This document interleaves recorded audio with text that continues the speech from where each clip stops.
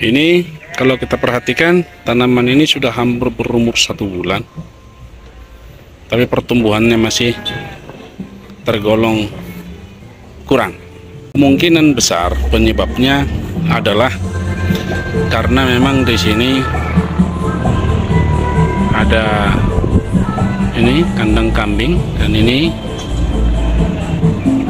bahan organik sisa dari kandang kambing, sisa-sisa rumput dan kotoran dibakar, dan itu sama petaninya dibuang ke sini semua. Nah, jadi proses penguraian bahan organik tersebut belum sempurna, sehingga masih terjadi persaingan antara bakteri untuk pengurai bahan organik di dalam tanah dengan tanaman di dalam memperoleh asupan nutrisi tanaman.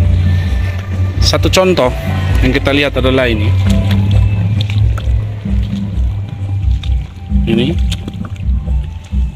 tumbuh tidak tumbuh, tumbuh tidak tumbuh.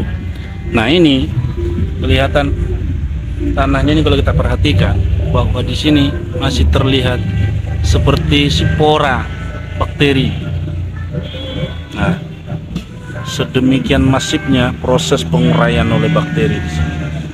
Inilah yang terjadi sehingga menimbulkan mungkin hasil oksidasi yang menghasilkan CO2 dan panas, sehingga tanaman agak stres. Nah, satu contoh ini dia suketnya yang tumbuh itu hanya yang seperti ini di lahan yang sangat kritis juga ini mampu tumbuh ini. Nah, ini dia. Nah, ini lihat ini ya, sama ini kan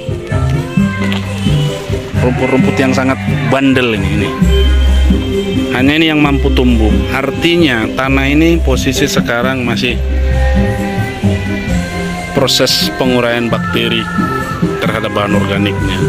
Prosesnya masih sangat tinggi, sehingga jangankan sawi ini, rumput pun nggak mampu hidup. Nah, oleh karena itu dengan pertumbuhan seperti ini sebenarnya sudah sangat bagus.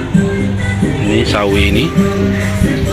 Selanjutnya akan kita tambahin nanti bakteri pengurai secara besar-besaran dengan cara menyiram tanaman ini bila perlu setiap hari.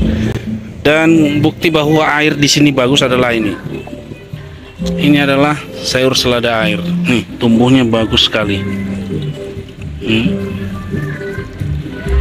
Bagus sekali selada airnya, dan menunjukkan bahwa air di sini bagus.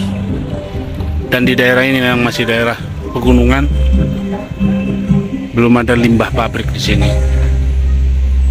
Paling yang ada air ini mungkin melewati dari pemukiman yang ada ternak, limbah ternak mungkin iya, tetapi tidak terlalu meracun. Dan ini buktinya selada airnya bagus. Artinya airnya bagus, tanahnya ini juga tergolong bagus, gembur, tapi karena dia terlalu tinggi bahan organik yang belum sempurna terurai, maka terjadi persaingan mikroorganisme untuk menggunakan unsur hara seperti nitrogen di dalam tanah. Bersaing antara tanaman dengan mikroorganisme, sehingga tanaman mengalami stres seperti ini, pertumbuhan tidak maksimal.